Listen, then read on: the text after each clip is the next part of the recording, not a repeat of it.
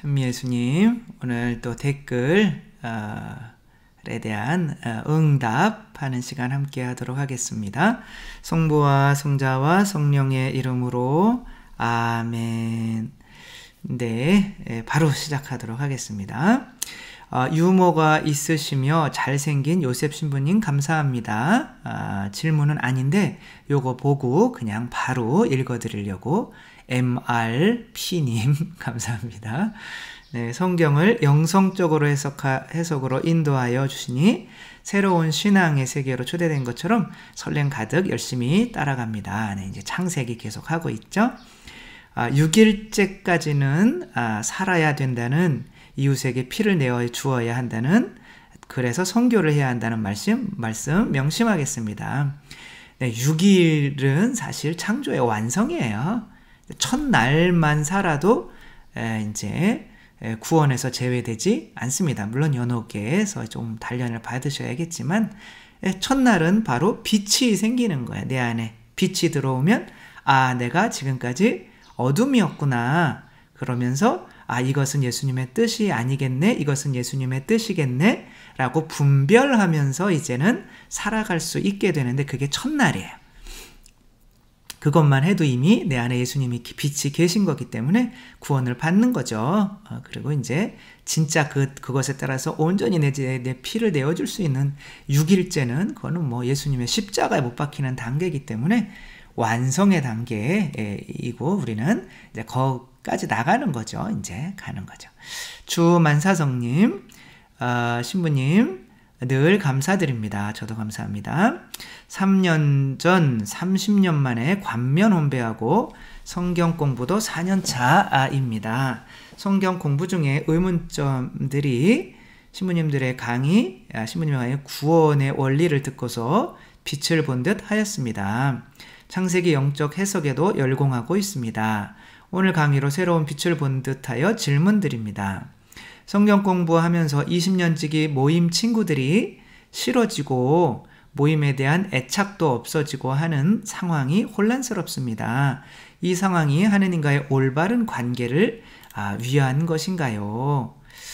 네, 이게 이제 신앙과 친구 관계를 어떻게 조화롭게 해나가야 되는 건가 인 거죠. 우리는 마치 기차를 타고 어떠한 목적지로 기차가 나예요. 그래서 어떠한 목적지로 향하고 있는 거예요. 하느님 나라죠. 근데 이제 내가 태울 수 있는 사람들은 어떻게 돼요? 한계가 있어요. 아주 꽉 차서 못 태울 수도 있어요. 내 한계를 넘어설 수도 있어요. 그러면 늦게 타려고 하는 사람들은 못 태워요. 그 어떤 사람이 내리지 않는 한, 타고 내리는 거는 내 자유가 아니라 그 사람의 자유예요. 그래서 관계는 나는 그냥 기차고 그 사람이 타고 싶으면 타고 내리고 싶으면 내리는 거예요. 그래서 나는 좋은 사람들만 사귀어야지, 이것은 조금 자세가 조금 그런 거죠. 예수님은 가룟 유다도 이렇게 품어 안으셨잖아요. 그렇죠? 원하면 품어 안는데, 근데 이제 내가 이렇게 떠나고 있어요. 근데 그 옛날 사람들은 이 기차역을 좋아해요. 그러면 그 기차역을 좋아하는 그 사람들과 함께 하기 위해서 내가 태운 사람들이 많은데 그 기차역에 계속 머물러야 할까요? 아니죠. 그 사람들은 자기 본의로 내리는 거예요. 나를 쫓아오지 못하는 사람들, 그래서 나와 함께 있는 게 좀 껄끄럽고 종교 얘기하는 게 좀 껄끄럽고 한 사람들이 있다면 그 사람들은 그냥 내리라고 해야 돼요. 그래서 그 사람들에 붙들려서 내가 다른 사람들까지 태우고 하느님 나라로 가는데 내 자신도 못 가고 나와 타고 있는 사람도 그 수준에 머물러 있어서는 안 되는 거죠. 그래서 30년 동안 이렇게 있고 30년 만에 관면 혼배하고 이제 성경이 4년 공부하셨다면 지금 이제 막 가시고 있는 중인 거예요. 그러면 이제 형제님이 자매인지 모르겠지만 따라오지 못하고 그래서 내가 만나는 게 불편해지는 사람이 있다면 이제 어떻게 보면 그 곳에 놓아야 돼요. 그래도 나를 따라오겠다 라고 하는 사람이 있다면 다시 태우면 되는 거예요. 저는 일반 대학 친구들을 계속 만나요. 일반 대학 다닐 때 그 친구들은 뭐 성당에 안 나가요. 개신교 신자도 있고 뭐 안 나가는 사람도 있고 뭐 많아요. 그렇지만 만나요. 왜냐하면 그 친구들이 저를 만나기를 원해요. 그러면 그 사람들이랑 함께 가고 있다면 또 그 사람들도 저한테 어떤 도움을 받고 있겠죠. 그러면 괜찮지만 내가 지금 하느님께로 가고 있는 성경 공부 그만하고 소주 한잔 하자 라고 한다면 안녕히 계셔요 라고 이렇게 하는 편이 낫다고 생각합니다. 또 한 가지 질문은 지인에게 선물 받은 나무 묵주를 냉담 중인 아들의 팔찌처럼 차고 싶어 하는데 나무 묵주 팔찌 묵주를 팔찌로 장신구로 차고 싶어 하는데 축성받지 않은 것이라 괜찮을까요? 이제 축성이라고 하지 않고 이제 축복이라고 하죠. 옛날엔 방사라고 했죠. 어쨌거나 축복을 받았거나 받지 않았거나 용도와 다르게 사용되는 것은 조금 지양해야겠죠. 그쵸? 뭐 차에 이렇게 걸어놓고 막 달랑달랑 이거 걸면 뭐 사고 안 나? 물론 진짜 사고 안 날 수도 있죠. 그렇게 하느님 보호해 주실 수도 있는데 뭐 이거를 용도에 맞게 사용하지 않는 게 문제인 거잖아요. 그쵸? 연필이 있는데 이거를 가지고 다른 사람 쿡쿡 찌른다거나 하면 이건 용도에 맞게 사용되지 않는 거기 때문에 요거는 약간 악으로 키울 수가 있는 거죠. 따라서 성당을 근데 이제 냉담한다고 하니까 신자잖아요. 그쵸? 그러면은 것에 약간은 신앙이 있을 수가 있죠. 그렇다면 그 신앙이 있는 또 아들에게는 어느 정도 좀 신앙이 있지 너도 완전히 장신구가 아니라 신앙이 없는 사람이 아니라 세례를 받았다면 근데 또 그런 경우는 아드님께 혹시 이거 보고 다니면서 또 기도하고 싶을 때가 있으니까 요런 경우에는 채워줘도 상관이 없다고 생각을 합니다. 네, 늘 푸른 나무님, 사람인데 이제 나무시겠죠? 아니 나무신데 아니 이름만 그런 거죠. 늘 푸른 나무님. 맨 처음 상담하신 자매님 이야기가 딱 저의 이야기입니다. 이분은 이제 그걸 이야기를 듣고 이제 당신의 경험을 이렇게 나누고 싶으신 거죠. 이렇게 경험을 나누고 싶으신 분들은 이렇게 써주셔도 제가 읽어드리겠습니다. 자존심 강하고 상처받기를 두려워하는 남편은 저의 감정은 전혀 고려하지 않은 채 저에게 말을 내뱉었습니다. 그쵸? 말을 하는 건데 뱉는 게 문제인 거죠. 그러기를 30년 저는 다행히도 저의 자긍심을 지킬 수 있는 제 일이 있었고 무엇보다 하느님의 말씀이 있었습니다. 남편과 대항하자니 제가 상처받고 처음에는 그것이 싫어서 참았지만 나중에는 남편이 불쌍하더군요. 그렇죠. 이제 그렇게 하는 게 얼마나 힘드니까 저렇게 하겠지라는 시선이 생기게 되죠. 하느님을 알면 저렇게 자기 자신 안에 갇혀 늘 화나고 불만스러운 얼굴로 지내지 않을 텐데 이것은 늘 푸른 나무님이 당신 자신에게서 벗어나서 이미 제3자의 눈으로 자기 자신이 옛날에 어떠한 상태였는지를 고통스러운 상태였는지를 알기 때문에 그 사람이 저렇게 힘들어 보이는 거. 나도 옛날엔 저랬었지. 그래서 맞서는 사람들은 서로 힘든 겁니다. 그러니까 나도 참아낼 수가 없는 거죠. 그렇게 30년이 지난 지금이 남편의 저의 인내를 진심으로 감사하고 남편도 하느님께 많이 가까이 다가가고 있습니다. 잘 참아주시니까 또 열매가 맺히는 거죠. 왜냐하면 계속 참을 때 내 피를 이 양반이 이제 드시며 나도 조금씩 미안해지고 그러면 자기도 자기 자신 안에서 이렇게 벗어날 수 있게 되는 거죠. 말씀 봉사를 시작할 때도 적극적으로 밀어주었습니다. 이제 성경 봉사하시는 것 같아요. 아직 견진을 하지는 않았지만 처음에 비하면 식사 기도도 꼭 하고 자신에게는 하느님이 계시다는 말을 하는 모습을 보면 저의 희생 아닌 희생이 가치가 있었다고 믿습니다. 우리 희생은 정말 물 한 컵만 줘도 하느님께서 보답을 해주신다잖아요. 그쵸? 우리가 이 참아내는 거는 반드시 열매를 맺게 돼 있어요. 이분은 30년 만에 맺으신 거죠. 근데 그게 이제 물도 몇 도에 끓는 거예요? 97도 정도에 끓나요? 아니죠. 그쵸? 이제 100도가 되죠. 99도까지는 몰라요.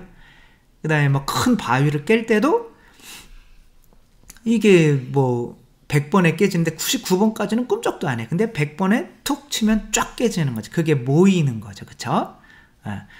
뭐 황금을 발견하려고 굴을 파는 것도 마찬가지인 거죠.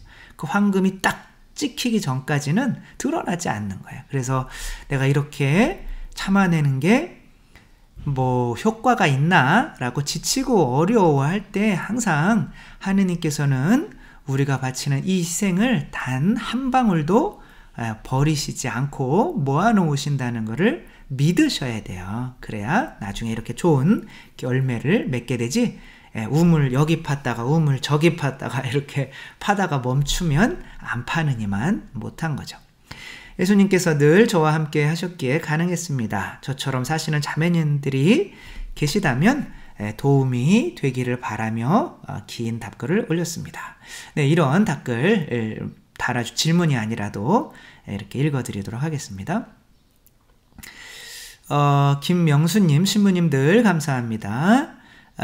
코로나로 주일 미사만 성당에 가서 드리고 평일 미사는 유튜브로 드리는데 유튜브 미사가 유효한지요? 지금은 유튜브 미사가 유효하지 않게 됐죠. 그쵸? 근데 이제 미사가 없을 때는 그래서 유튜브 미사가 없을 때는 어쩔 수 없이 이렇게 한 거지. 뭐 미사 성당에서 하는 미사를 다른 어떤 뭐 TV를 통해서 하는 것과 비교가 될 수 없겠죠. 제가 하는 말을 이렇게 유튜브로 통해서 들으시는 거랑 저한테 직접 들으시는 거랑 같을까요? 다를까요? 다르겠죠. 왜냐하면 저에게서 나오는 약간의 기가 있어요. 그럼 성령님이시라고도 할 수 있는데 그래서 콘서트, 아니 왜 텔레비에서 그냥 그 콘서트로 보면 되지 뭐하러 콘서트장에 굳이 돈 내고 가? 라고 하는 사람은 없잖아요. 그쵸? 왜냐면 직접 듣는 거랑 달라요. 말씀도 마찬가지고 뭐 더 큰 거는 성체죠. 그래서 성당에서 미사를 하실 수 있는데 TV로 미사하는 것과 이제 뭐 거의 같지 않나? 뭐 이것은 절대 같지 않습니다. 물론 이제 도저히 시간이 안 되면 말씀이라도 듣고 신령성체라도 하는 마음으로 이렇게 한다면 그게 뭐 크게 나쁠 거는 없지만 그래도 뭐 하실 수 있는데 안 가시는 거는 좀 그렇겠죠. 네, 소나무 방울님, 늘 가지고 있던 질문인데 6월 5일 복음 마르코복음 12장 36절에 주님께서 내 주님께 말씀하셨다. 주님께서 내 주님께 말씀하셨다. 이게 이제 그 다윗의 시편에 나오는 거죠. 앞에 주님은 어느 분이고 뒤에 주님은 내 주님은 누구를 지칭하나요? 그날 주님 신부님께서 묵상해서 말씀을 하신 것 같은데 잘 이해를 못했습니다. 앞에 주님은 하느님을, 뒤에 내 주님은 메시아를 지칭한다면 맞죠? 앞에 내 주님이 이제 여기 주님이 하느님께서 내가 내 발판으로 삼을 때까지 뭐 해라 뭐 그런 내용이죠. 그렇죠? 이거는 이제 그리스도 메시아를 상징하는 거죠. 다윗의 시편에. 근데 이거를 하며 이렇게 메시아를 하느님께서 그 다윗이 주님이라고 했는데 어떻게 메시아가 다윗의 후손이 되냐라고 예수님이 말씀을 하신 거죠. 메시아 사상은 하스모니아 왕조 무렵에 공부를 많이 하신 분이에요. 하스모니아 왕조 때 이 메시아 사상. 메시아 사상은 뭐냐? 메시아 기대 사상인 거예요. 메시아가 오기를 기다리는 이 마음이, 하스모니아 왕조는 이제 알렉산더가 죽고 나서 이제 네 나라로 그리스가 분열이 돼요. 거기 처음에 프톨레마이오스 왕조가 이스라엘을 점령했다가 나중에 위에 있는 하스모니아 왕조가 하면서 안티오쿠스 에피파네스 4세가 이제 성전을 이제 더럽히고 사람들을 그렇게 성전 안에서 죽이고 돼지피를 뿌리고 그 이스라엘 전례를 없앰으로써 그때부터 메시아 기대 사상, 빨리 우리를 구원해 주소서라는 게 시작된 것으로 알고 있는데 안 그렇습니다.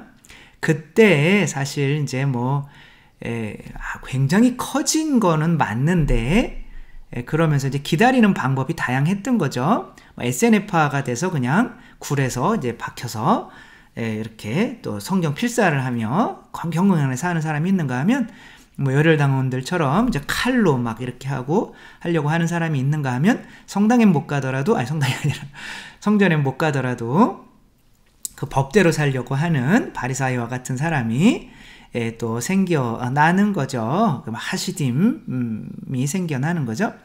그 다음에는 이제 그런데 사두가이, 그러나 그들에게 정치적으로 그냥 하는 사두가이들이, 정치인들이 생겨나기도 하고 하는 건데, 그때 생겨난 게 아닙니다. 메시아 사상은 아담과 하와가 죄를 지을 때부터 구원에 대한, 그럼 우리를 구원해 줄 누군가를 보내주세요. 그 구원에 대한 그런 생각이 있는 거고, 극대화되는 거는 예수님께서 태어나시기 직전에 극대화되어 있는 상태인 거죠. 그래서 이제 그리스로부터 해방이 되었지만 또 로마의 지배를 받는 거예요. 이게 그래서 유다 마카베오가 이제 메시아인지 알았는데, 그래도 또 지배를 받으니까 이거 뭐지? 그러면 극도로 이제 메시아가 기대되던 때는 예수님이 태어나기 직전입니다. 근데 그 기대 사상이 계속 커온 거예요. 그래서 모세 때 어떻게 했어요? 모세한테 하느님이 약속하셨어요. 너와 같은 예언자를 내가 보내줄 거다. 그러니까 너와 같이 죄에서 탈출시켜줄, 해방시켜줄 예언자를, 너와 같은 예언자, 그 천사라는 게 이제 파견받았다라는 뜻이거든요. 그 파견자를 내가 너한테 보내줄 거다, 네 나라에. 그러니까 그 메시아 기대 사상은 아주 아담과 하와가 죄 지어서 에덴 동산 쫓겨나면서부터 이제 비롯된 거고, 예수님 때까지 계속 올라온 거죠.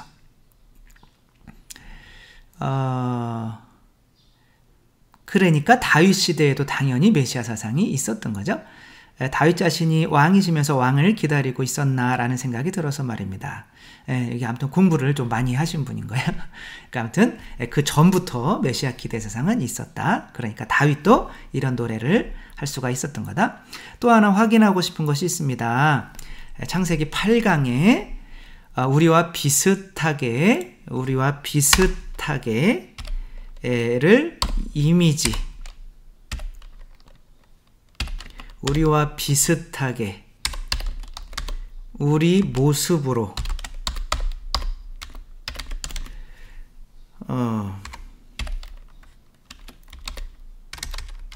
비슷하게 우리 모습으로 만들자 해서 하느님께서 이렇게 당시의 모습으로, 그래서 여기서 모습에서는 이미지, 모습에서는 라이크니스로 했고, 비슷하게는 라이크니스, 모습은 이미지인 것처럼 들렸습니다. 이렇게 들렸다는 거죠. 그게 이제 혹시 제가 잘못 들었나? 이게 이제 왜냐하면 우리나라 번역으로는 우리와 비슷하게 우리 모습으로 만들자라고 하는 건데 원어로는 우리의 이미지대로 우리와 닮게 만들자 이렇게 나와 있어요. 순서가. 그러니까 우리와 닮게 만들자를 여기서는 우리 모습으로 만들자라고 번역했고 우리 모습으로 라는 단어를 우리 모습은 이제 셀렘이라고 하는데 그 모습은 여기서 비슷하게로 번역을 했어요. 그래서 제가 볼 때는 이 번역이 조금은 이렇게 좀 잘 맞지 않는 것 같아서 저는 우리와 우리 모습으로 그러니까 우리와 비슷하게를 그냥 영어로 이미지로 한 거고 우리 모습으로 그냥 라이크니스로 한 거예요. 그 원어에 충실해서 이렇게 한 거라 우리 번역과는 이렇게 조금 반대되는 의미가 이렇게 보일 수가 있는 거죠. 근데 원어로는 우리 이미지대로 우리와 우리의 모습대로 그 다음에 우리와 닮게 라이크니스 그렇게 그게 이제 근데 우리는 그 이 닮게를 모습으로 만들어 이렇게 번역을 해서 조금 아닌 것 같다 싶어서 저는 이제 그렇게 한 거죠. 그리고 죄를 지으면 이 이미지가 없어지는 것이 아니라 이 하느님을 닮은 그러니까 모습은 그대로 하느님의 모습은 모상은 그대로 있는데 이 닮은 사랑이 없어지는 거죠. 하느님의 본성이 사라지게 되는 거죠. 그래서 이 하느님의 본성을 회복시켜 주시러 예수님께서 오신 거죠. 네. 네, 그러면은 오늘은 이렇게 여기까지 요 어려운 것까지 이렇게 하고 마치도록 하겠습니다. 주님께서 여러분과 함께 전능하신 천주 성부와 성자와 성령께서는 여기 모인 모든 이에게 축복을 내리시어 길이 머물게 하소서.